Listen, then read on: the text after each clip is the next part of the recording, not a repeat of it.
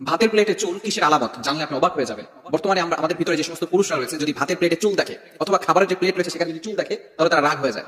Anger person এমন ভাবে তারা রাগান্বিত হয়ে যায়, স্ত্রীর উপর অ্যাটাক করা শুরু করে, আঘাত করা শুরু করে। কেন এখানে চুল এলো? মনে রাখবেন, স্ত্রীরা যারা রান্না করে তারা কিন্তু ইচ্ছা করে সেখানে চুল দেয় না, ইচ্ছাকৃত ভাবে চুল দেয় না। এখানে কিন্তু অনেক গুরুত্বপূর্ণ একটি বিষয় রয়েছে। এই ভাতের ভিতরে চুল আসলে কি হয় এটা যদি আপনি জানতে পারেন তাহলে কিন্তু আপনি কখনো স্ত্রীর সাথে খারাপ ব্যবহার করবেন না। অনেক সময় আমরা, স্ত্রী হচ্ছে সবচেয়ে কাছের মানুষ, আমরা সকল মানুষের সাথে ভালো ব্যবহার করি, সকলের সামনে আমাদের চরিত্র ফুটিয়ে উঠাই, কিন্তু স্ত্রীদের সামনে যে ভালো ব্যবহার করতে হবে সেটা আমরা অনেকেই ভুলে যাই। স্ত্রীদের সাথে ভালো ব্যবহার করি না, স্ত্রীদের সাথে বাজে বিহেভ করি, এটা কিন্তু ইসলাম সাপোর্ট করে না। আল্লাহ তাআলা পবিত্র কোরআনুল কারীমের ভিতরে নিজেই বলে দিয়েছেন।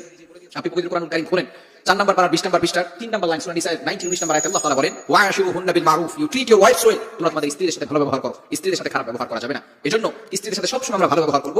এখন যদি আপনি আপনার প্লেটে খাবারের সময় চুল দেখেন, এটা কিন্তু বরকত হওয়ার আলামত। আপনার লাইফে রিজিকের বরকত আল্লাহ পাক রব্বুল আলামিন দিয়ে দিবেন। রিজিকের জন্য কোনো টেনশন করতে হবে না। আল্লাহ পাক রব্বুল আলামিন ওই ঘরের ভিতরে সুখ শান্তির ব্যবস্থা করে দিবেন। এবং অবশ্যই ইচ্ছাকৃতভাবে নয়, যদি হঠাৎ করে দেখেন আপনার প্লেটের ভিতরে চুল চলে আসছে, এটা কিন্তু